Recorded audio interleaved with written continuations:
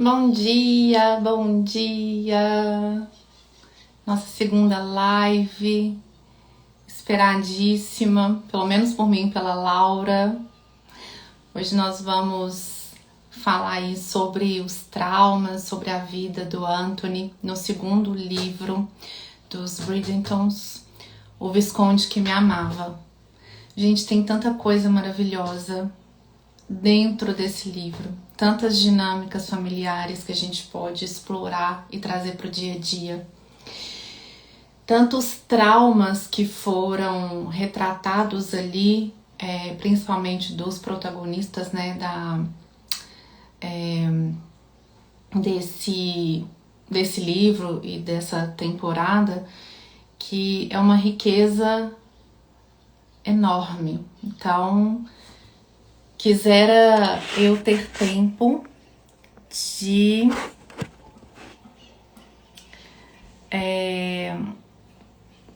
explorar tudo que eu gostaria de explorar aqui com vocês. Deixa eu chamar a Laura aqui.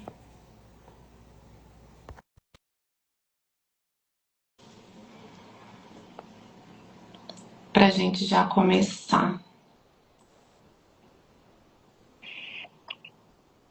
Bom dia, senhora! Bom dia, tudo bem? Tudo melhor agora. Nós vamos Então, falar do seu livro preferido.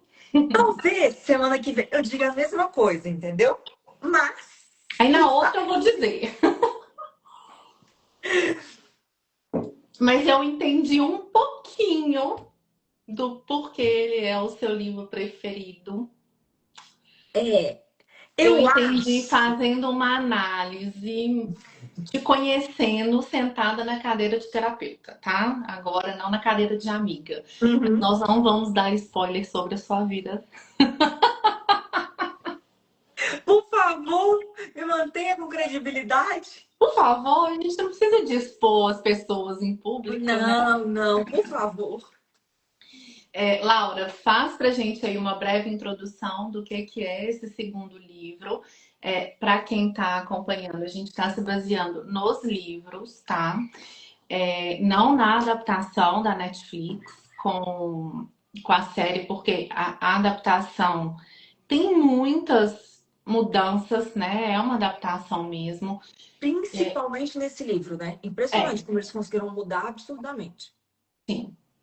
Esse e na agora, né, quando a gente está assistindo a história do. Eu acho que na verdade muda de todos, Uhum, uhum.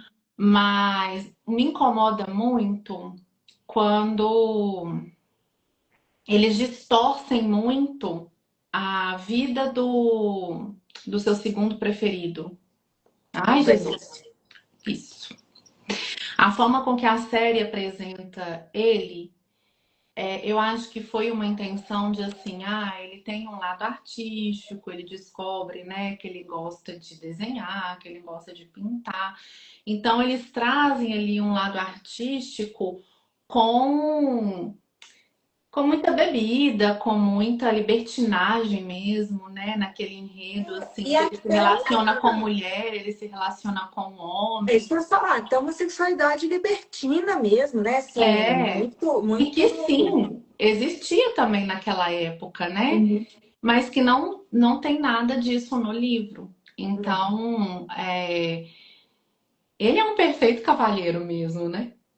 Muito É. diferente do que. E quem assiste a série acha que ele não tem nada de cavalheiro. Eu não vi a série ainda. Eu tô, Uhum. eu gosto de maratonar, entendeu? Eu tô esperando dia 26 para sair tudo, que aí eu vejo tudo de uma vez, me decepciono como sempre, mas tudo bem. Mas Mas voltando ao vamos lá. Visconde, Voltando pro Anthony, né? Pro primeiro filho. voltando ao Anthony, eu acho que talvez ele seja o personagem mais complexo que a Julia Quinn construiu. Porque ao mesmo tempo que ele sabe da existência do amor, que ele foi criado e forjado numa família repleta de amor, a dor da perda fez com que ele também entendesse que a vida não é perfeita. E como a vida não é perfeita, ele tentou se proteger. E ao se proteger, ele se fechou para a coisa que ele mais teve na vida, que é o amor. Eu tentei achar uma frase dele aqui, mas assim, eu falei, era uma ótima desculpa para eu reler o livro, mas eu não consegui a tempo. Que é mais ou menos assim. Ele fala que ele não era cínico para negar a existência do amor. Porque ele via no olhar dos pais, né, nos toques de mão, no procurar dos dois. E que ele sabia que essa era a coisa mais perigosa. Quando você tem noção da finitude. Então, como ele achava, e de novo, aqui tem muito spoiler, como ele achava que ele não sobreviveria ao pai, e aí a gente volta à questão da lealdade, né? E uma lealdade aqui diferente do Simon, que é construída pelo amor e não pelo raiva, não pelo ódio, não pelo abandono. Embora eu acho também que ele tenha se sentido um pouco abandonado, né? Pela morte do pai, mas ele acha que ele não vai sobreviver ao pai. Então, que ele morreria também aos 38 anos, que ele não veria o 39º aniversário dele. É. E aí, como que, né, ele lida com isso, deixando o grande amor da vida dele, sabendo por tudo que a mãe passou. Então, também tem uma lealdade à mãe de não querer replicar isso na vida de uma outra pessoa que ele ama. Então, eu acho que ele é muito complexo, né? E aí, o que que ele resolve? Ele resolve se manter no lugar de segurança. Que é, eu vou encontrar uma viscondessa, porque eu preciso preservar a linhagem. Então, ele também é contrário à posição do Simon, porque ele entende a importância da família. Então, ele, como visconde, é impecável, né, na manutenção da família, no cuidado com os irmãos, na proteção do patrimônio, na manutenção financeira de todos os irmãos. Então, quanto a isso, ele é impecável. E aí ele decide que ele precisa se casar para ter um herdeiro. E para isso, ele precisa ter uma viscondessa perfeita. Aquela que nunca vai despertar nele nenhum tipo de sentimento. Porque aí ele vai se manter tranquilo, ele vai ser capaz de morrer, ela não vai sentir nada e ele também não. Né? Então, eu acho que assim, nesse primeiro bloco, a gente vai dividir de novo em blocos, que eu acho que fica mais interessante. Eu tenho algumas perguntas sobre a personalidade dele, Uhum. né? Considerando que a gente já fez um preâmbulo. Você concorda com isso que eu falei primeiro? 100%. A primeira coisa que o Anthony faz, né? Ele perde o pai aos 18 anos. E Isso. ali, bem no início do livro, é contado, né? Como que os pais eram um casal apaixonado que desejava ter filho, como que ele foi amado, como que ele foi ali nutrido, né? A conexão, conta ali como que ele saía com o pai para brincar, e que era muito diferente dos homens daquela época, né? O pai era Uhum. muito presente, o pai, Uhum. né, se envolvia muito ali com os filhos, mais com os três primeiros, né, que eram homens, depois que a Daphne nasceu e os outros eram menorzinhos, mas assim, os meninos aproveitaram mais. E o Anthony tinha o pai como, assim, em caixa alta mesmo, né? O pai Era no um pedestal, pedestal. né? Era um homem perfeito, um marido perfeito, o pai perfeito, o visconde perfeito, ele se preocupava com todas as obrigações. Então, assim, é muito pesado para um filho ter pais perfeitos demais, Uhum. porque Uhum. vem essa sensação de assim, eu nunca vou dar conta de ser tão grande, né? Quanto eles são. E quando o pai morre, né? Ele ali com 18 anos e ele recebe essa notícia, ele chega, né? E o pai já tá no quarto, já tá morto. Ele entra num primeiro processo, que é um processo de negação, Uhum. né? Que é um processo, é o primeiro estágio do luto, né? E ali ele não acredita. Como que um homem saudável, forte, do jeito que ele é, pode ter uma morte tão estúpida, tão insignificante? Assim, ali ele começa a construir um mecanismo de defesa que ele vai usar como estratégia para a vida inteira, que é o mecanismo de racionalização. Ele racionaliza tudo. Uhum. Ele sente demais, mas ele racionaliza. Ele vai racionalizando. Então ele começa a racionalizar a morte do pai. E imediatamente ele é colocado na posição de visconde. Aos Então 18 anos, né? o título era dele, né? Mas o título seria dele, sei lá, talvez ele já fosse pai, ele já estivesse muito mais velho, né? Muito embora as pessoas morriam mais jovens, né? A gente está falando aí de 1800 e o quê? 15? 24. 24? Acho que, na verdade, ele nasce em. Em 14. Eu tenho a árvore genealógica deles aqui. Ele nasce em 1784. Uhum. Então, com 18 anos, o pai morre em 1802. É, É mais ou isso, né? menos por mil aí. oitocentos e É. dois. É mil Então, oitocentos e assim, três o falecimento dele.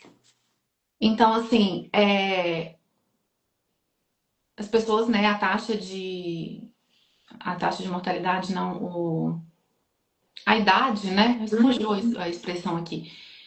Ela era diferente, né, as pessoas morriam mais jovens, mas com 38 anos, né, muito embora eu penso assim, gente, com 38 anos o cara conseguiu fazer 8 filhos, né, se ele vivesse mais 10.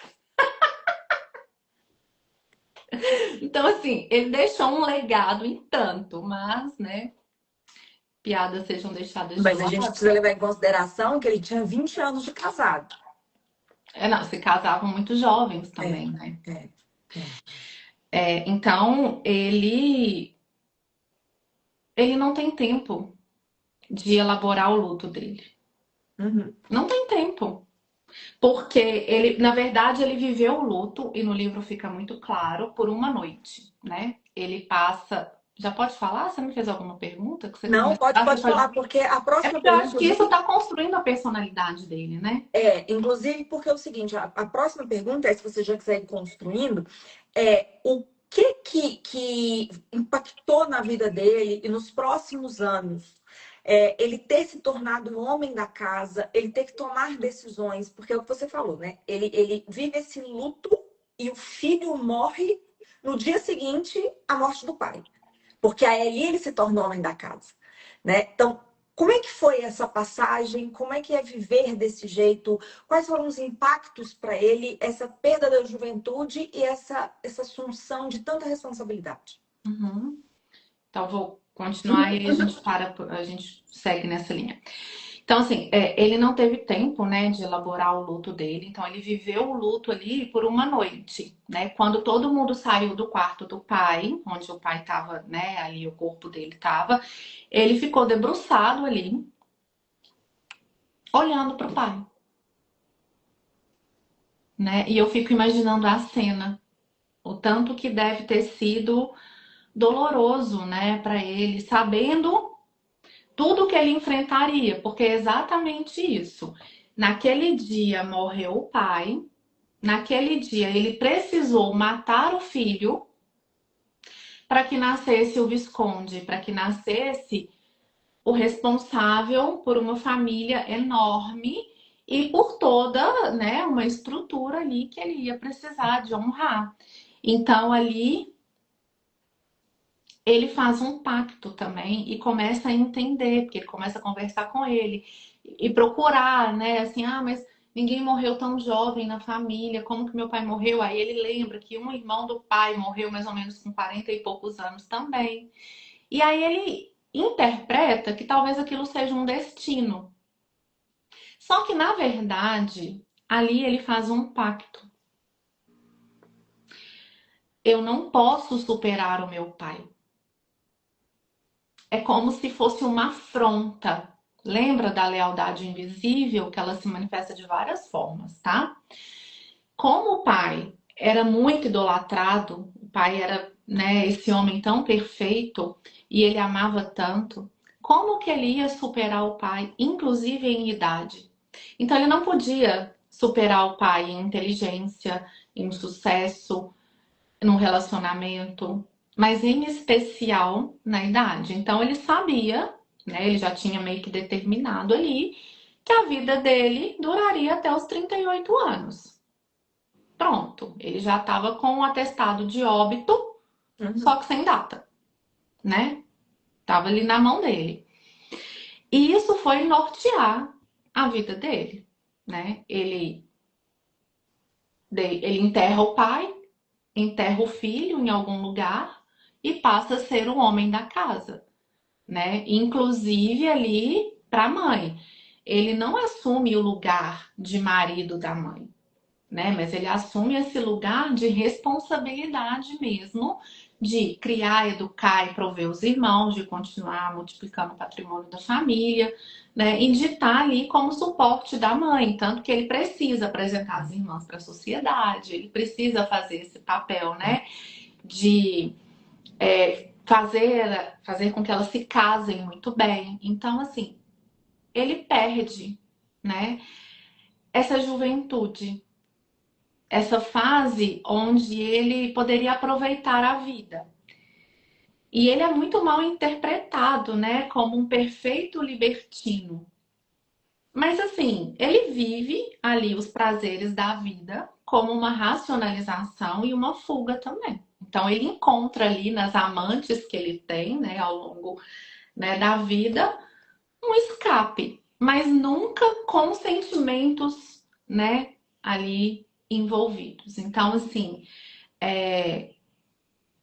o não poder superar o pai é muito determinante para ele, né? E ele sofre com isso, porque ele não verbaliza isso para ninguém.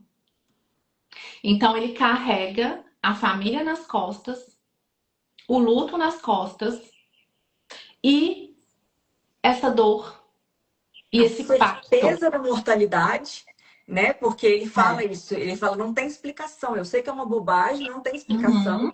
mas assim, eu sei que vai acontecer. É. Assim, na verdade, é isso, né? O amor dele, se a gente for olhar nas entrelinhas do livro, o amor dele pelo pai é tão grande que de fato ele não se autoriza, É. né? E quantos filhos, né? Quantas pessoas, mesmo que com os pais vivos, né? Não se autorizam, mesmo que de uma maneira inconsciente.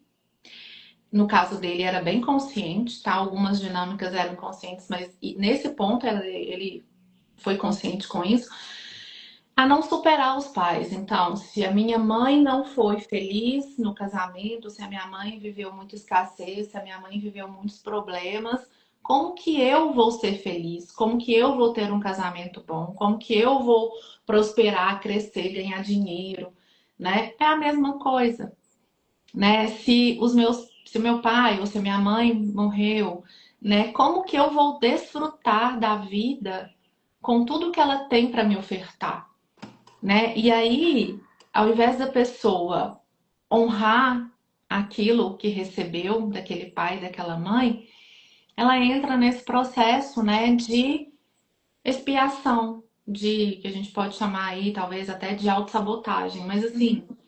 é uma lealdade, um amor profundo, né? Então esses pactos, eles são feitos pela gente de várias maneiras, né? Quando a gente fala que a infância explica, né? A infância do Anthony explica a dor dele também, né? Foi tudo muito abrupto. Quem que esperava, né? Uma morte tão repentina, né? Ele saiu de casa, estava tudo bem, voltou para casa, o pai estava morto. Como assim, né? O cérebro dele não conseguiu processar tudo Uhum. aquilo. Uhum. Uhum. Então, é, ele sai, né, do lugar, trazendo para a linguagem da sistêmica, ele sai do lugar dele e assume esse papel, essa outra posição. E ali, ele não pode mais ser vulnerável, fraco, ele não pode ser mais um homem comum. Ele não é mais visto como filho. Ele é o Visconde, Uhum. com milhares de funções, com milhares de obrigações, e ele tem que construir toda essa armadura, né? Por trás dessa armadura, um homem profundamente sensível, um homem que foi inundado de amor, né? Lembra de semana passada a gente falando da Daphne? A Daphne foi. Ela transbordava amor. O Anthony também. Ele Mas eu acho que transbordava amor. ele prendia esse amor dentro dele, né? É, mas ele tinha amor para transbordar. Tinha, sem dúvida. Muito. Talvez até mais do que a irmã. É, ele No fala numa parte entanto, do. ele não conseguia dar vazão, né? Isso. O trauma trancou aquela porta ali. Então, imagina, era uma represa completa. Tanto que quando ele perde totalmente o controle, se apaixonando, foge, porque tudo na vida dele, né, foi muito planejado. Foi tudo assim, ele montou um plano perfeito, né? Eu preciso de uma viscondessa que seja bonita, inteligente, socialmente aceita, que eu vou construir uma amizade, mas que eu não vou me apaixonar, né? Não vou me apaixonar por ela. Tanto que ele escolhe a mulher dele perguntando quem é a diamante da temporada.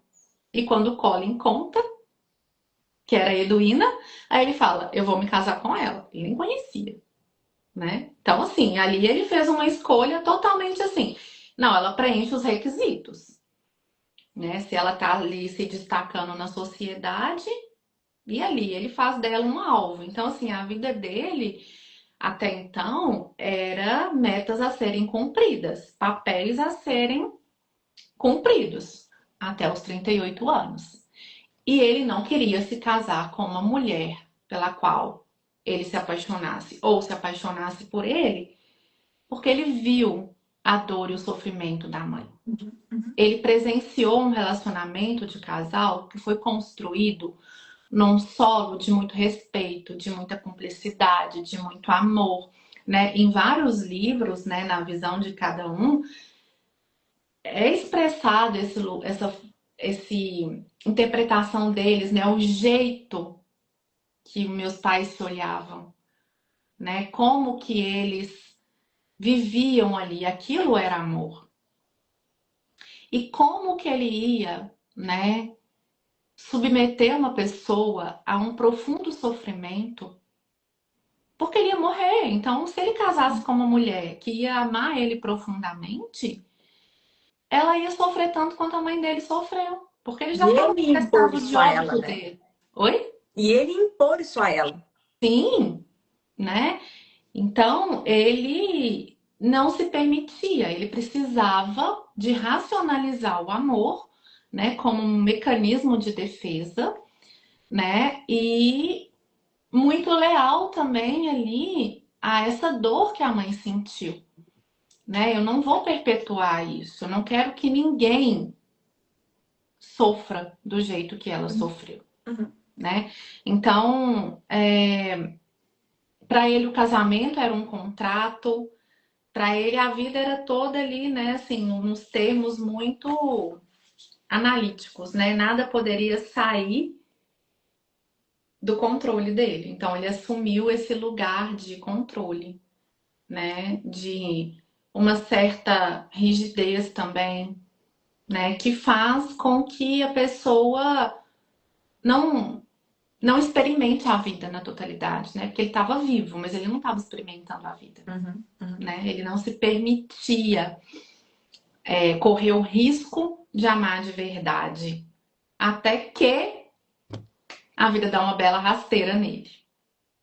Se você pudesse definir qual que é a principal fragilidade dele, tem uma fragilidade mais marcada na primeira fase do livro, depois na segunda, né? Que é quando ele ainda é o Visconde perfeito, o libertino, aquele homem que racionaliza tudo, e depois quando ele perde o controle e aí ele se vê apaixonado, ele precisa entender né, se entender nesse contexto. Tem fragilidades diferentes ou é a mesma e ele só precisa enxergar de uma forma diferente? Como é que você enxerga a personalidade dele a partir disso? Ele não consegue lidar com a própria vulnerabilidade. Então, ser vulnerável, não ele, Anthony, ele Visconde, vão separar. Ele não consegue lidar com as vulnerabilidades dele, né? Ele não consegue nem encarar elas de frente, porque se ele se colocar vulnerável, algo muito grande pode, algo muito ruim, algo muito perigoso pode acontecer. Então, assim, na primeira parte do livro já dá para ver essa vulnerabilidade, mas na segunda fica muito evidente à medida que ele vai, né, aprofundando o relacionamento dele não intencional ali com a Kate, e ele enfrenta, né? Ele precisa olhar de frente para os traumas dele. E é muito interessante que eles fazem isso num jogo colaborativo, muito embora não tenha sido nada combinado, né? Eles estavam assim muito distantes, os objetivos dos dois eram muito distantes. Ela tinha um objetivo de casar a irmã, mas não com um libertino, e ele tinha o objetivo de encontrar uma esposa adequada para ser a viscondessa. Mas à medida que eles vão se envolvendo e que ele vai vendo também os traumas dela, ele consegue se colocar vulnerável. E eu acho que é aí, né, nessa vulnerabilidade, que quem tem esse lugar de muito controle, né, tem medo da vulnerabilidade. Tem medo de se mostrar frágil, humano. Não é fraco, né? Não é, vulnerabilidade não é fraqueza.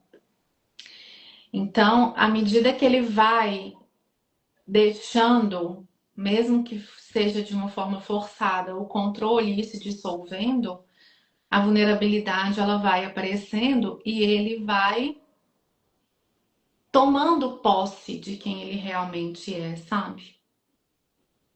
Eu te respondi. Respondeu, respondeu.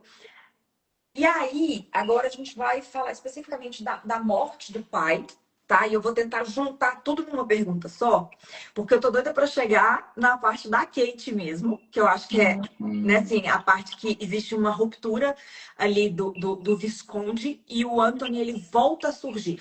Né? O homem volta a aparecer, ele volta a se permitir, ele volta a se enxergar sem ser o Visconde com todas as obrigações. O pai morre com uma picada de abelha aos 38 anos, né? E qual que é o significado disso para ele? Né? A gente falou da fragilidade, que ele não poderia se assumir como frágil. Um homem perfeito, saudável, 38 anos, com 8 filhos, né? 7 e a oitava a caminho. Como é que fica isso para ele? Assim? Você acha que esse traço da vulnerabilidade dele com relação à fraqueza é, é um derivado da forma como o pai morre? Na verdade, a abelha ali, ela representou essa morte, assim, estúpida, né?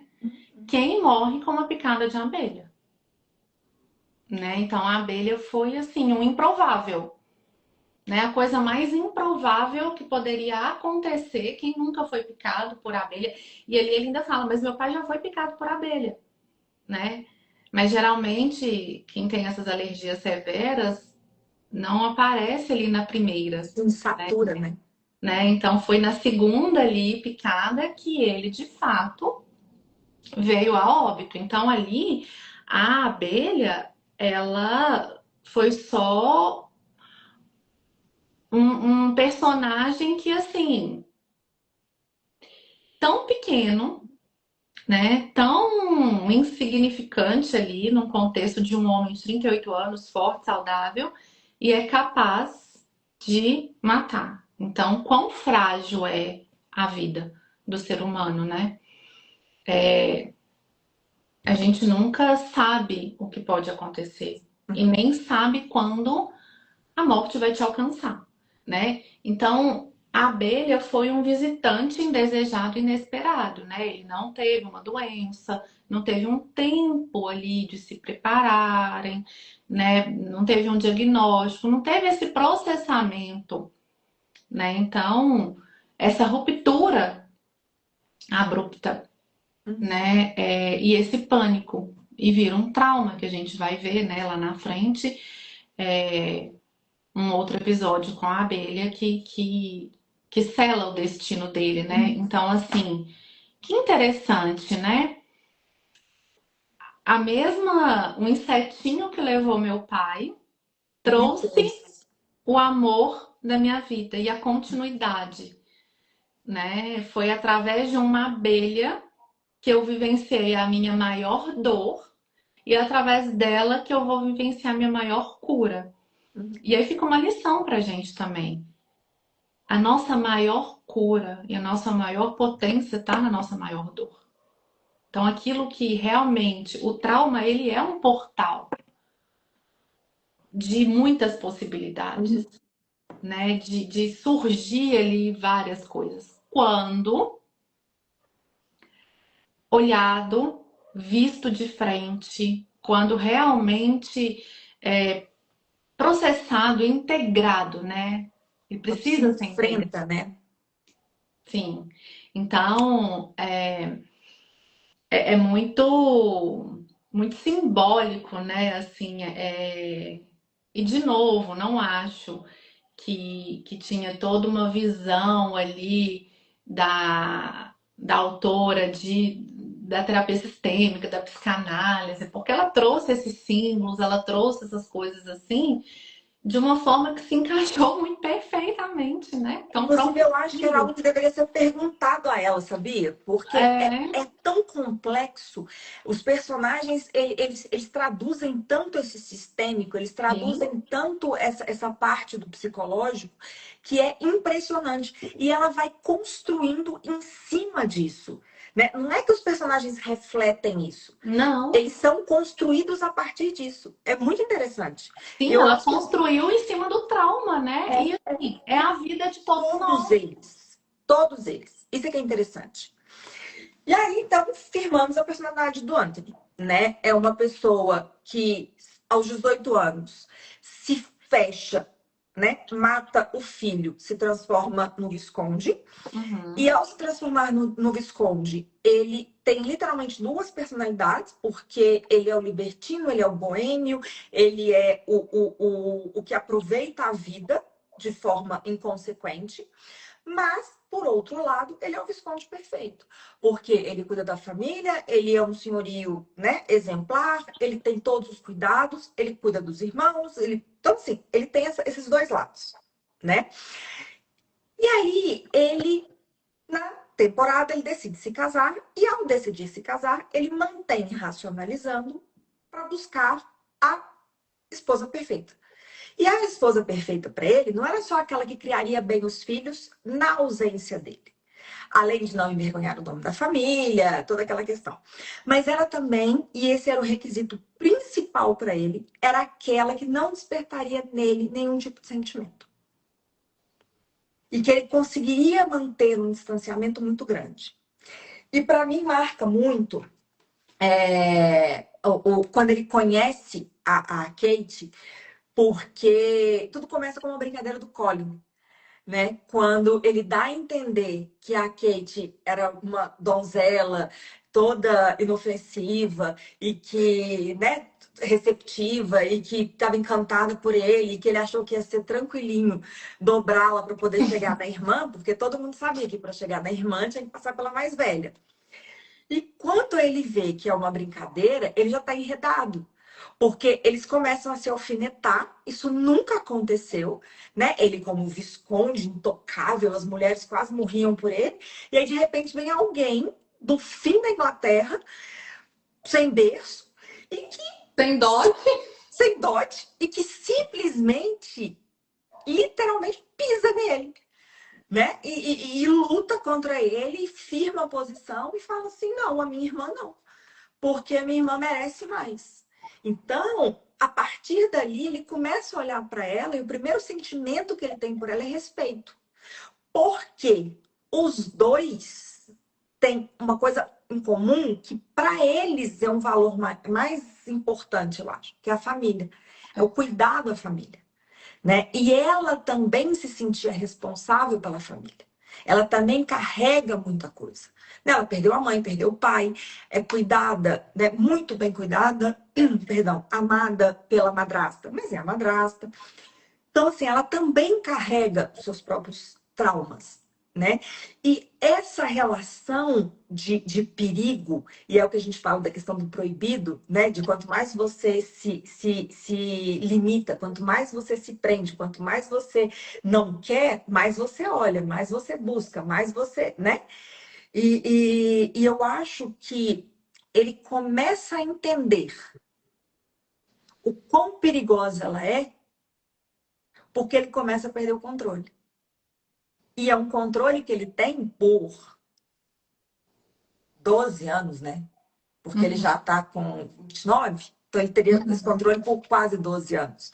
E era Ela uma vida estabiliza ele completamente. completamente, completamente. Mas E porque aí, no fundo ela então, enxerga a essência da alma dele. E assim como ele enxerga a dela também, porque ele desestabiliza ela completamente, né? completamente, Os completamente. dois, assim, é uma loucura, né?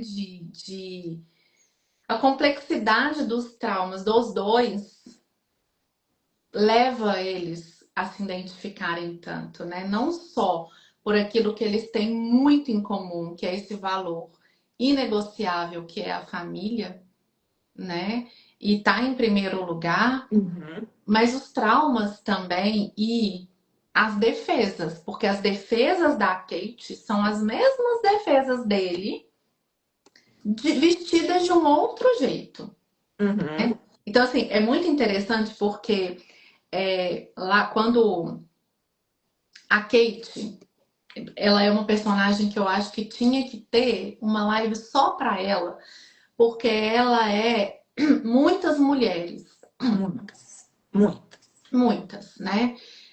A Kate tem um complexo de inferioridade visceral, né? Então, assim,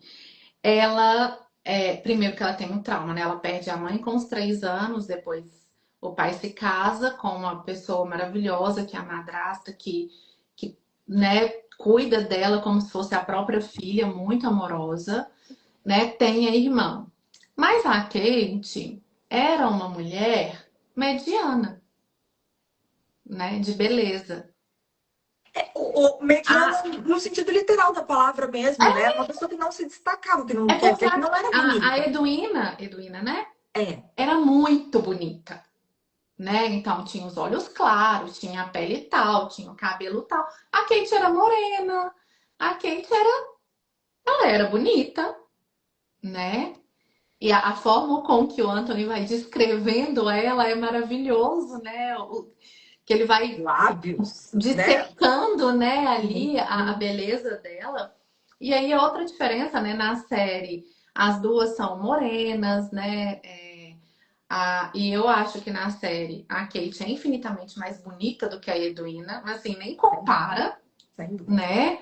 A Kate tem um quê de mulher, de maturidade, a Edwina é uma menina e assim, muito bonequinha, né, princesinha, e eu não acho nada mais bonito, mas no livro, onde ela chega, ela é o centro das atenções. Ela é um E, bibelô quase, é, né? e a Kate, ela sempre foi o patinho feio. Ela se sentia assim, porque todos os elogios, primeiro, eram para Edwina. Os olhares eram para Edwina. Como elas só tinham dinheiro para uma temporada em Londres e a Kate não tinha dote, então ela tinha que dar prioridade para a irmã se casar. Então ela vai se sacrificando, mas ela também não deixa claro, assim como o Anthony não deixa claro as dores que ele carrega, Os ela sacrifícios que não eles deixa fazem. claro, ela, né, veste a armadura ali de guardiã, de irmã super protetora, de eu vou fazer de tudo para que a vida dela seja encaminhada, mas no fundo, ela se esconde atrás da inteligência, da ironia, da língua afiada que ela tinha, né? Porque Era ela era bem, não é ácida. sagaz, ela era, Ela era sarcástica, ela era ácida, né? Ela tinha uma forma de é, usar a ironia de forma assim muito cruel até, né? E ela atingia o Anthony de uma forma sim, porque a sagacidade dela foi entender que o valor dos dois era o mesmo. E aí ela futucava ele ali, né? Porque quando ela invertia as coisas e jogava para ele, e se fosse a sua irmã? E se fosse a sua família? Você não pensa o mesmo? E aí ele começa a se questionar, né? Uhum. Ele começa a falar assim, quem sabe, É, talvez. eles lutavam pela mesma coisa, Sim, né? sim.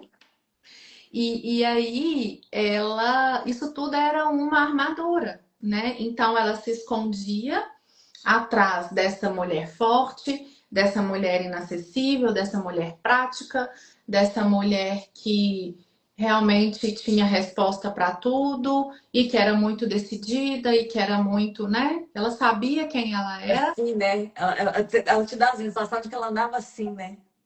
ela sabia quem ela era, mas na verdade isso era só uma fachada. Por trás daquilo ali tinha uma menina fragilizada, traumatizada, com muito medo, sabe? Com um complexo de inferioridade gigante, com uma profunda baixa autoestima. Então, ali ela é lindo ver, né, à medida que vai mostrando a dinâmica dela e o quanto ela se sentia. E assim, ela não sentia inveja da irmã. Não. Ela sempre teve muito amor pela irmã. Né? Então não é aquele Era jogo quase de irmã. maternal, né? Na verdade. Sim, não era aquele jogo de irmã malvada, né? Não, não. Ela realmente admirava, ela era linda. Só que assim, as pessoas, elas não percebem que o outro tem ouvido e tem sentimentos, Uhum. né? Então tá ali dois irmãos. Ai, nossa, mas você é tão linda, você é isso, você é aquilo outro. Ah, mas você é inteligente. É o Quem passivo-agressivo, nunca, né? né? Quem nunca se viu comparada ali, né? Então essa comparação para criança, né, e para o adolescente, isso pesa demais, Sem dúvida, sem dúvida. né? Isso pesa muito. E aí numa época onde não que seja diferente hoje, né? Onde existia um padrão de beleza, né, para a alta sociedade, não ter aquilo mexia, né? Era aquela sensação, eu não vou ser escolhida, né? Tanto que quando o Anthony eles se veem obrigados a casar, né? É, ela se questiona o tempo inteiro.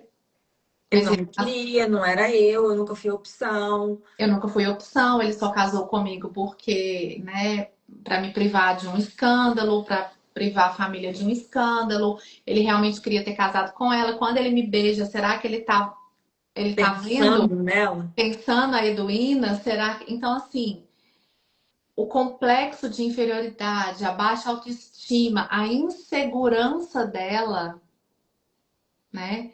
Eu fiz um post sobre isso esses dias. É forte, como é que é? Não, foi um Reels. Forte por fora, insegura por dentro, uma coisa assim. E ela é essa mulher, né?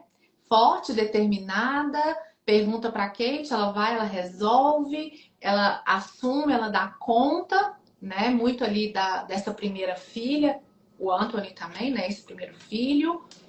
E ela Os assume herdeiros, muito né? herdeiros, mas no caso ela não tinha herança. Não Ela é, mas assim, os é, herdeiros eu falo da herdeiros carga, da né? responsabilidade, né? É. O pai morre, ela se vê ali também identificada com aquele papel de responsável pela família. Eu tenho que cuidar da minha madrasta, que eu amo tanto quanto mãe, e também preciso cuidar da minha irmã mais nova.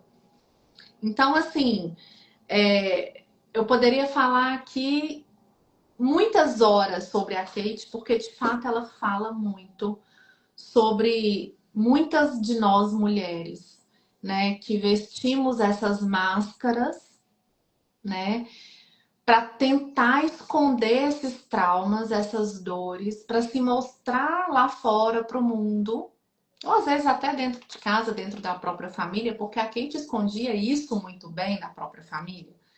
Assim como o Anthony escondia muito bem os pactos dele da própria família, É aí que eu vou chegar. né? E aí, inconscientemente, o campo dos dois faz isso. É É um match aí que eu vou chegar. perfeito. É, é aí que eu quero chegar. Tanto a Kate quanto o Anthony, a gente já entendeu que eles têm questões relacionadas à família, que eles têm os mesmos valores, eles têm traumas, né, por perdas, por essa sensação de abandono que eles também tiveram em função do excesso de amor que receberam. E eles tinham uma tensão sexual muito forte em torno deles, né? Porque o que os envolvia no primeiro momento era desejo, né? Era ele tentando provocá-la, porque ela era muito inocente, como as meninas da época, e ele, na verdade, se via envolvido nisso também, ele é que provocava, mas no final ele se via rendido. Só que existem dois momentos muito marcantes que eu acho que muda essa dinâmica. O primeiro é quando ele a vê vulnerável por causa da tempestade e ele é o primeiro a saber do pânico que ela tem, né? E ele acalma, ele acolhe, ele literalmente, né, a abraça e faz com que aquele momento de pânico passe muito mais facilmente. Né? E aí ela entende que talvez dividir isso com alguém seja mais fácil, seja menos doloroso. E o segundo momento é o momento de fragilidade e pânico dele, quando ele entende que ele pode perdê-la após o momento de raiva, porque quando eles vivem esse primeiro momento, ela entende que ele não é um homem mau, muito pelo contrário, que E é isso uma facada. desestabiliza ela, né? Demais. Totalmente, totalmente. E aí ela vai falar para ele que ele está liberado, que ele pode fazer a corte para a irmã. Quando ela fala isso, ele fica possesso com ela. E com ele mesmo, porque assim, era o que eu queria, mas não é o que eu quero. O que eu tô sentindo o que eu tô sentindo? E aí isso gera um conflito absurdo nele. Só que esse conflito ele é rompido por causa da abelha. E aí o pânico dele é tão grande que ele sai dele. Né? Ele começa a agir e começa a fazer coisas como se ele tivesse em transe, como se ele tivesse fora de si. Como se fosse um menino, né? Porque o trauma ele não tá no Exatamente. passado, o trauma tá no corpo. Ali foi só um gatilho. Disparou e ele fez com ela o que ele faria se ele tivesse com o pai vendo aquilo, né? Então ali é uma criança movida pelo trauma, né? Que tá ali de uma maneira completamente grudada no corpo e ele age, né? No impulso de sobrevivência, né? No medo, na dor. E assim, é muito interessante porque aí que eu acho, né, que os dois, né, que o relacionamento de casal, ele é um relacionamento que desenvolve o outro, né? É muito rico isso, porque ao enxergar, né, a vulnerabilidade dela e depois quando ela enxerga a vulnerabilidade dele, ali eles se abrem para um relacionamento humano e possível, né? Até então ele via ela como aquela que enfrenta, aquela mulher astuta, aquela mulher irônica, aquela mulher indomável. Uhum, uhum.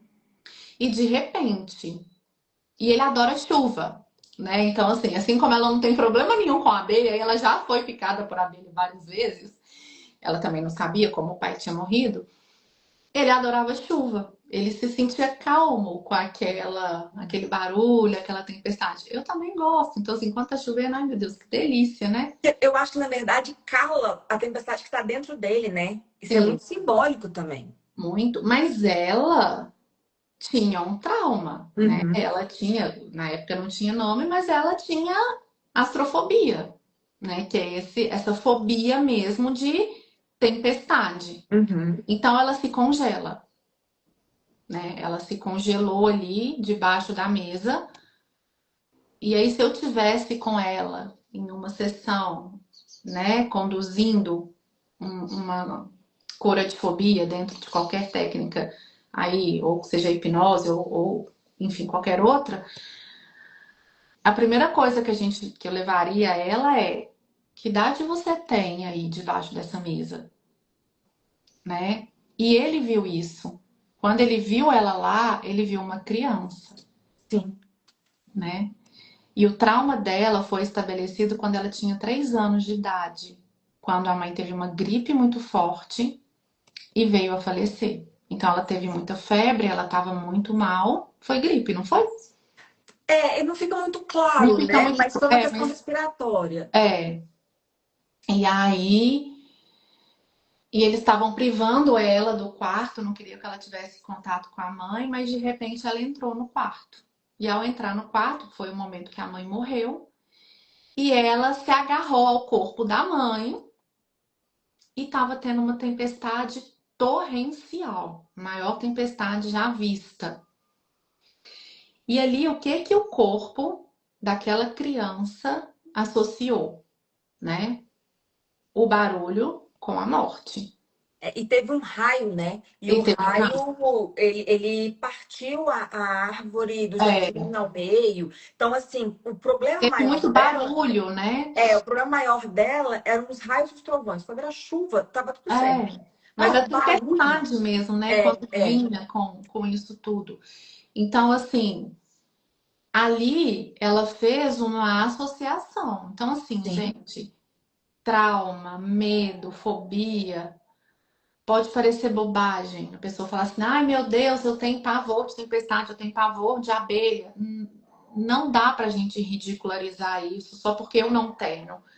Né? Porque isso é muito sério. Então, se uma criança, né, ela tá ali apresentando, e depois a madrasta que conta essa história, né, porque ela passou a vida inteira tendo isso, mas à medida que ela foi crescendo, ela começou a esconder que ela entrava em pânico, né? E assim, pânico de tal forma a ficar paralisada, a pessoa não uhum, tem reação. Né? É visceral, é o corpo dela que está sentindo. A mente dela foi completamente desligada, né? Então ali a gente fala na neurociência que a amígdala dela foi sequestrada e ela tá ali completamente paralisada, inerte. uhum. Ela não consegue ter reação. Tanto que o Anthony percebe, ela não tá me ouvindo. É, E ele só abraça, acolhe, como se faz com uma criança quando tá passando, né, por isso. E ali ele começa a perceber também que ela tem os próprios medos dela, que ela tem os demônios que ela enfrenta e que ela não mostra pra ninguém, né? E vem a calhar no outro dia que no meio do jardim, onde ele precisava, né, conversar com ela e ela dá para ele a autorização de casar com a irmã, sofrendo, sim, mas porque ainda ela colocando já tinha entendido que ela queria ele para ela, sim. mas ela se sentia egoísta por isso. E ela colocava, né, a irmã ali em primeiro lugar, a família em primeiro lugar, assim como ele, e ela dá essa autorização, ele fica profundamente irritado, como sempre os dois discutem, até que uma abelha pica ela, na região do colo, né? Uhum. E ele vai tentar tirar o veneno com a boca. Então, e é surpreendido, né? É, ele tenta Ali com a mão, aí ele vê que não é não suficiente. consegue, e aí ele tenta É que sugar vai aquele entrando, veneno, literalmente e tenta entrando. salvar a vida dela. E ela gritando desesperada, né? Que é só uma abelha, que tá tudo bem, e que não sei o quê. E eles são surpreendidos. Então, assim, é um escândalo, né? Um homem sozinho com uma mulher, pego numa posição profundamente comprometedora, acabou, comprometeu a honra dela. Não, e aí eles deixam muito claro, né, que é ainda com a maior fofoqueira da sociedade. Acho Exatamente. que eu nunca gostei tanto da senhora Featherton. Ali a gente. Eu acho que foi a única parte que eu gostei dela. Exatamente, exatamente. Ele era um saco. Né? Porque ela consegue ser uma das que destrói também, né? A autoestima da filha, enfim. Sim, Tema pro quarto livro. quanto livro. Mas, enfim, ela ali, ela também entende o que aconteceu, né? Quando a mãe dele chega e fala, o pai dele morreu por causa de abelha. Então, assim, a mãe dele, pela primeira vez também, entendeu o que que aquilo tinha feito na cabeça do filho. Né? Porque ele nunca tinha demonstrado, Sim, né? Então, assim, aquilo para a mãe dele era também uma revelação. E ali também, embora ela já fosse mais inclinada pela Kate também, que dá pra perceber, assim como a madrasta era mais Sim, inclinada sim, para que sim. ela casasse, inclusive a Edwina também achava que os dois tinham muito em comum, só os dois que Sim. não enxergavam, né? Resistiam. Então ali ela, a mãe percebe, né, a dor que o filho estava carregando, o peso que ele estava carregando, e ali mais uma vez a hombridade dele, o brilho dele, o lugar dele de visconde, de homem, fala mais alto. Não, eu vou casar com ela. E ali eles ficam noivos. E ela tenta resistir, não, mas ela sabia também que ela ia ficar arruinada, porque a maior fofoqueira de Londres estava ali e ela ia dar um jeito de fofocar isso, né? É. Então, ali se estabelece, né, o casamento, mas deixa mais evidente ainda a baixa autoestima e a insegurança dela. E deixa ele mais atordoado ainda, a ponto de chegar para ela para alinhar as expectativas do casamento, né? E ali ele fala que ele vai ser um homem, um bom marido, vai ser um marido fiel, né? Vai estar ali do lado dela, mas que não Mas, espere amor, né? E ali ela se sente, ela interpreta, né? Errado, tipo, ele não vai me amar porque tem algo de errado comigo, né? Então, assim, quantas vezes na vida a gente interpreta o outro, quantas vezes não, né? Praticamente todas, através da nossa dor. da nossa Enquanto o lente. outro, né? Enquanto o outro está se relacionando comigo através da dor dele.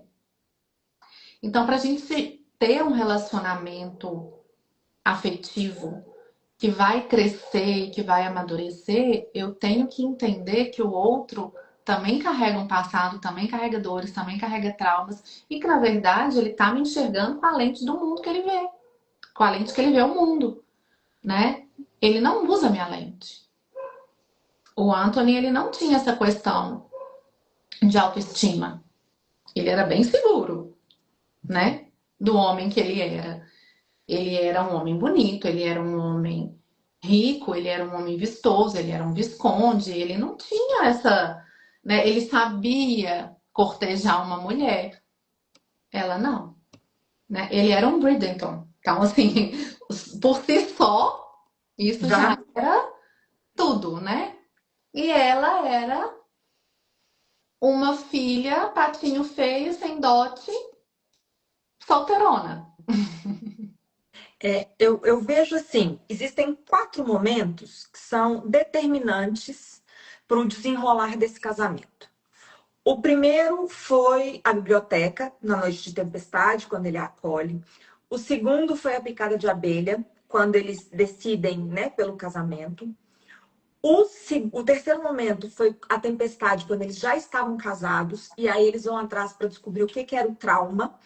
E ali, ela entendendo o próprio trauma, porque para ela era desconhecido, ela luta contra isso e diz para ele que se sente mais feliz, que se sente bem. E ele se sente desvalorizado nesse momento, porque ele tem inveja dela, e aí ele foge.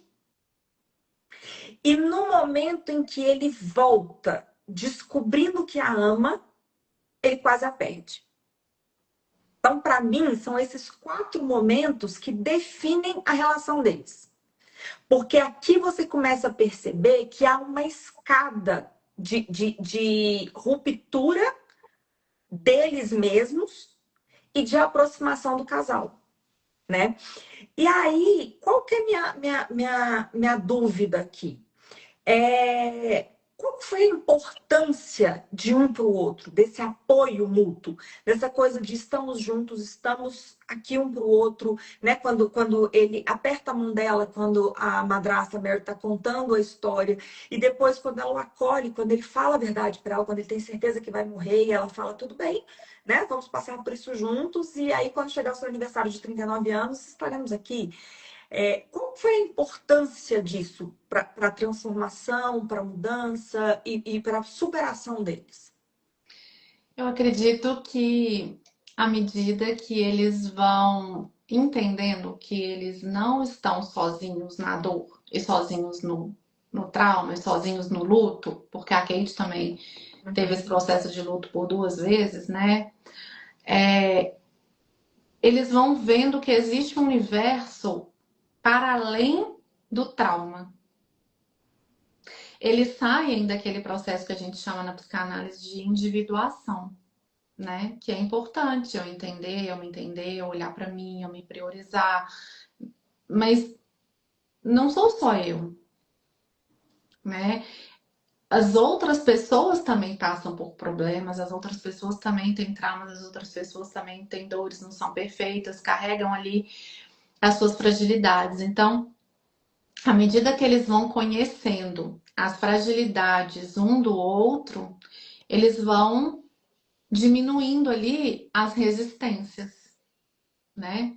E a resistência, ela é extremamente astuta, né? Porque ela sempre vai encontrar uma estratégia para te convencer que ela tá certa, né? Então, todas as vezes que eu tô resistindo a algo, se eu for analisar, tem razão para eu estar resistindo àquilo ali mesmo, né?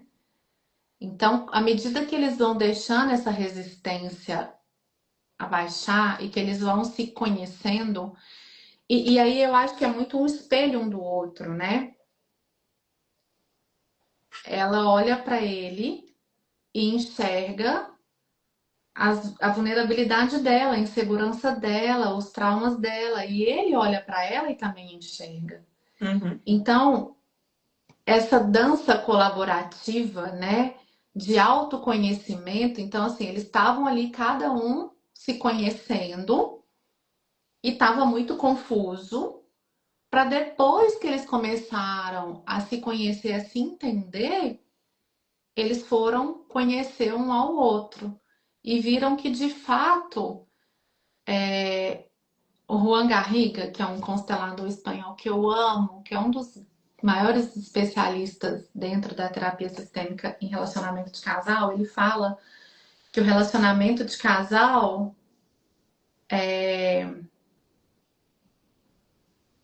como é que é, gente? Estava com a frase aqui na ponta da língua.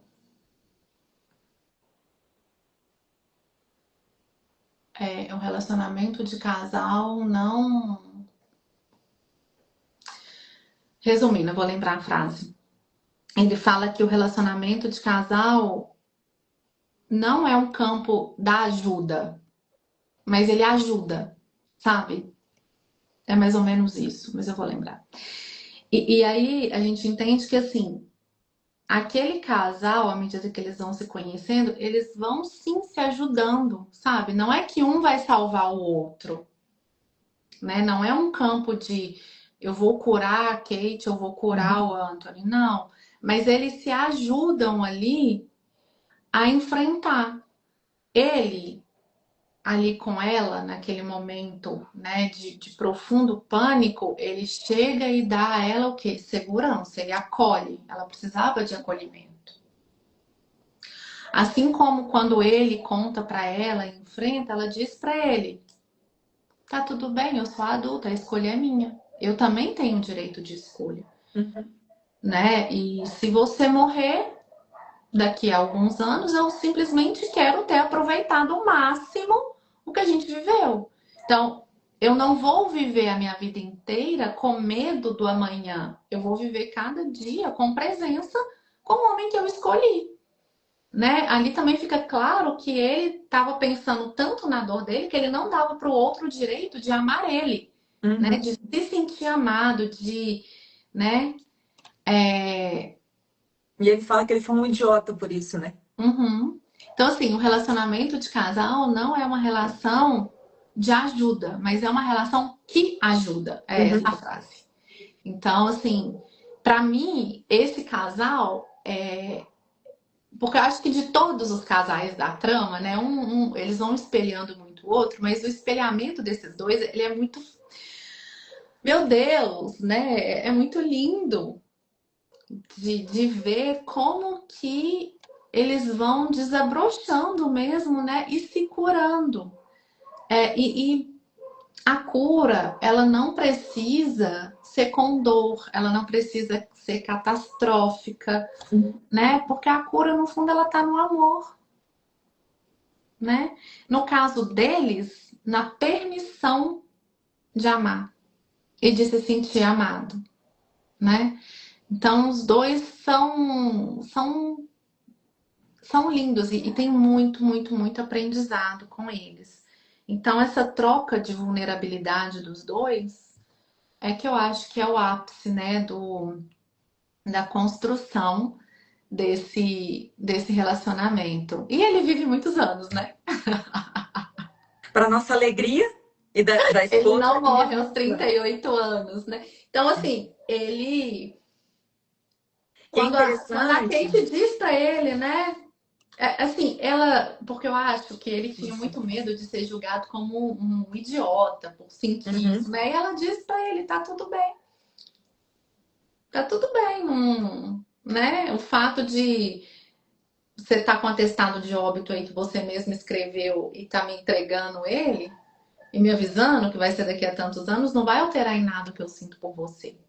Então ela não ridiculariza o trauma dele, a dor dele, ela uhum.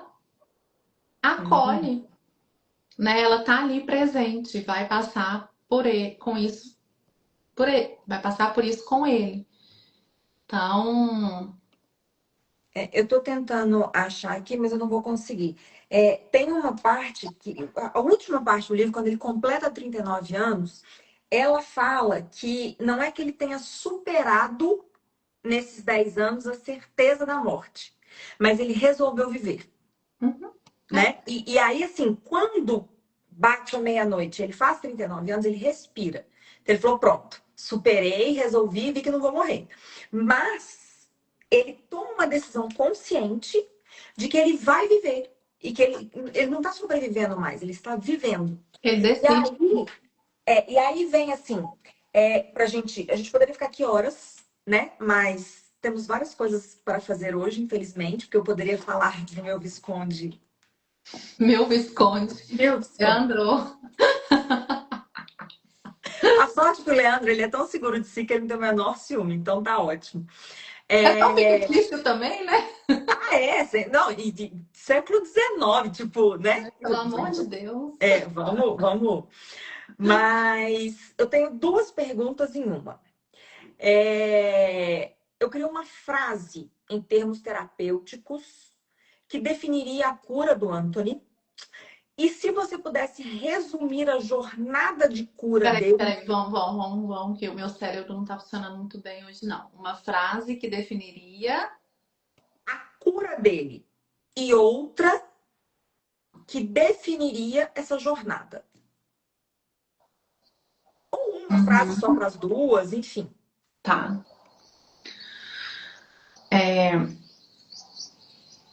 Eu acho que a dinâmica inteira dele, né, tem muito a ver aí com essas lealdades familiares e com a perda do pai, né? Então, a frase que eu daria para ele, se eu estivesse atendendo ele, seria, né? Pai, você é o grande e eu vou fazer algo de bom com isso que você me deu. Eu escolho viver. Ou talvez, pai, por amor a você, eu decido continuar. Porque é sobre continuidade, né? Não que ele se negasse a ter filhos, a se casar, mas a continuar a viver o amor que ele foi criado para si, né? O amor que ele foi criado para experimentar. Porque se a gente fosse perguntar para o pai dele como que o pai dele se sentia vendo o filho todo emaranhado, do jeito que ele estava, se negando o direito de amar, de ser amado, de ser feliz, de construir um relacionamento não contratual, mas um relacionamento com amor, com companheirismo, com paixão, com tudo aquilo que os pais viveram, o pai ia falar pelo amor de Deus, né? Vai ser feliz e vai viver. né? Então, dizer para o pai dele que ele escolhe seguir, eu acho que seria um bom caminho. Qual que é a outra pergunta? O outro é o que definia essa jornada. Eu acho que é uma jornada de libertação, Pode ser. Gostei. né? Assim, e de reencontro também, né? Ali, o Anthony, o Visconde, se reencontra com o Anthony, se reencontra com a essência dele, se reencontra com o lugar dele, né? Que ele pode ser o filho, ele pode ser o irmão, ele pode ser o marido, e ele também é o Visconde, né? Então ele se reencontra ali e ele se liberta dessa dor, né? Não é que ele não vai sentir falta do pai, só que aquilo, a morte do pai, não vai mais controlar todas as ações dele, né? Então eu acho que é uma libertação. E também para Kate, porque, né, ela não lembrava, né, como a gente diz, o trauma ele tá no corpo, ele não tá no passado, então esse trauma acompanhou ela desde os 3 anos. Ela teve ali um movimento de amor interrompido em relação à mãe. Tudo bem que ela perdeu o pai mais velha, mas ela perdeu também ali, né, o pai, e ela tinha um relacionamento muito bonito com o pai também.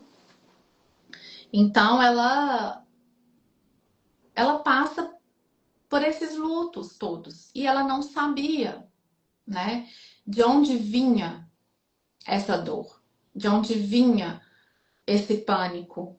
Que tudo começou ali com a morte da mãe. Então, quando ela descobre, né, quando a madrasta conta ali para ela e para o Anthony toda, né, o dia da morte da mãe, ela ela se liberta disso, né? Ela pode escolher enfrentar isso sabendo que a tempestade não significa a morte. É um fenômeno da natureza. E Uhum. ela pode elaborar a dor e o luto da mãe de uma outra maneira, né? Então, eu acho que é uma jornada de libertação, de autoconhecimento e de reencontro para os dois, né? Meu Deus, é muito lindo, né? Muito, muito. E eu acho que, de novo, né, aquilo que a gente falou na primeira live, assim, é um espelho muito fácil para a gente se enxergar. Sim, Né? E quando a gente vê isso muito bem construído, muito bem narrado, muito bem entremeado em dois personagens, a gente olha e fala assim: eu nunca tinha pensado por isso, por essa ótica, mas será que isso que eu vivi, será que isso que eu penso, será que as coisas que acontecem comigo? E aí você começa, né, a desenrolar algumas coisas. Ou minha mãe, meu pai, né, que tipo de lealdade que eu tenho com eles, o que... Por isso que eu acho que essas lives são bem legais, assim, porque mais do que falar sobre o Anthony, mais do que falar sobre a Daphne e o Simon, né? E na próxima quinta-feira, no mesmo horário, falaremos sobre o Benedict, num Perfeito Cavalheiro. É falar sobre as pessoas, né? é Sobre cada um falar de sobre cada nós. um de nós, né? Cada um de nós. Então, encerramos por hoje? Ah, já. Nós, gente, tem fome que a gente já tá aqui, né? Encerramos por hoje. Tá sendo uma alegria, assim, poder compartilhar isso de novo, né? Não é porque são duas apaixonadas por essa jornada, por essa família, mas que de fato, assim, fala de todos nós, né? Eu acho que quando a gente mergulha nesse mundo literário com conteúdo, né? Não é só um romance, né? Tem um pano de fundo do romance, do luxo, né? Lá de Londres, de tudo aquilo. Mas é sobre uma jornada humana de superação, de autoconhecimento, de descoberta, né? De desabrochar de cada personagem ali e de enfrentar esse processo, né? De cura, Sim. né? Que a gente só cura vivendo, né? É no dia a dia. É ali no relacionamento de casal, é ali com os filhos, é ali com as pessoas, né? Alguém disse uma vez, eu não lembro de quem é essa frase, que pessoas ferem pessoas e pessoas curam pessoas, no sentido de assim, né? No âmbito relacional, a gente vai precisar, né, olhar para essas feridas e buscar elas, as pessoas, mesmo que como espelho, para promover essa autocura, Sim. né? Mas aí a gente precisa estar muito disposto a enxergar, né? Principalmente a enxergar o outro, a deixar de enxergar o outro com a minha lente de trauma, de dor, de falta, né, de baixa autoestima, de insegurança ou qualquer coisa, e buscar enxergar com a ótica do outro, né? E se eu não sei, pergunta. Eu acho que perguntar não ofende, né? Mas deduzir, assim como em vários momentos a Kate ficava ali deduzindo, né, pela própria insegurança, pela própria baixa autoestima, pela própria, né, complexo de inferioridade que ela tinha, pela própria distorção da imagem que ela tinha, porque ela distorcia a imagem dela, né? Porque a Eduína era muito maravilhosa, então ela era o patinho feio.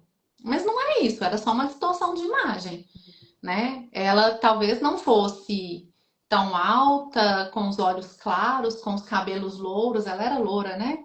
No livro. A Edna era, ela era um bibelozinho, né? Ela era Uma pequenininha. princesinha, assim, né? Era a Clara, a sua É, sobrinha. era a Paula, na verdade. Ah, entendi. Era a Paula. Ai, meu Deus. Então, assim, essa, ela se enxergava com o olhar que os outros enxergavam essa menina, mas, poxa, quem é ela, né? E ninguém via ela como a Kate, viam ela como a irmã mais velha da A Edwina, ponte, né? Na né? A verdade. ponte. Então, assim, isso é muito ruim, né, para a pessoa, né, crescer com isso. E tudo bem, foi uma dinâmica autoimposta, mas que a sociedade ajudou a sustentar, Tanto que o né? Anthony fala, né, que ele queria matar todo mundo que reforçou nela essa coisa de que ela era uma pessoa feia e que a irmã era muito mais bonita, melhor do que ela e tal. Uhum. Então, E ele entende isso, né? e logo no início do livro fica muito claro que assim ele fez o elogio para ela que ele o único que ele não deveria fazer, que ele vai e chama ela para, né, tirar ela para dançar. E aí ele começa a dançar com ela e ele fala: "Você é tão bonita quanto a sua irmã", algo mais ou menos assim. E aí ela fica enlouquecida, Porque ela sabe que é mentira. porque ela sabe que é mentira, ela sente que é mentira e talvez no olhar dele ela fosse, ou até mais, né? E de fato, assim, em vários momentos ele fala assim, né? A Heloína tem todos esses atributos, mas ela não. É como se ela não tivesse borogodó que a Kate, né? Despertava nele. Então, para ele, ela era, assim, uma mulher linda. Mas ela não enxergava isso. E aí ela rebate. E você é tão bonito, você é quase tão bonito quanto seu irmão Colin. E ele fica possesso. Então, assim,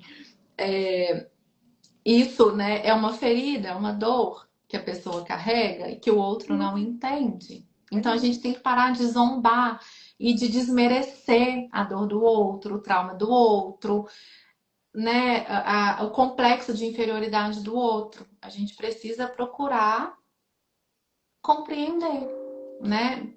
Me fala mais disso. Onde fazer as perguntas certas, não os elogios errados, Uhum, uhum. né? Ah, não, mas não sente assim, não. Você também é tão bonita. Beleza, mas eu não acho. Você pode achar o que você quiser. Eu acho que isso não é seu. Me deixa com a minha crença, né? Então é isso, minha gente. Amados e queridos, gentis leitores, espectadores. Quinta-feira que vem, mesmo horário, falaremos sobre o terceiro livro. Acho que até lá já vai ter lançado a segunda parte Já da lança agora, né? temporada. Dia 26. É, então vocês já vão ter. Não vai ter tanto mais spoiler assim, porque vocês Na já vão. verdade, vai lançar no dia. No dia! No dia. Então, a próxima live vai ser dia 26. Ah, entendi. Então tá. Mas já deixo mais uma vez o convite. Se você não leu o livro, leia, Leia. porque é muito diferente e é no livro que a gente consegue entender essas dinâmicas. A maioria das coisas, principalmente da Kate, que a gente falou aqui, não tá na série. Até porque a série é muito distorcida, né? É muito distorcida. Não Então, assim, existe essa rivalidade entre elas, não existe não um muito pelo prolongamento de contrário. relação, nada disso. Não existe príncipe que chega para pedir a Daphne em casamento, não existe nada de, né, assim. Então é muito distorcido. Sim. É, então leia um livro.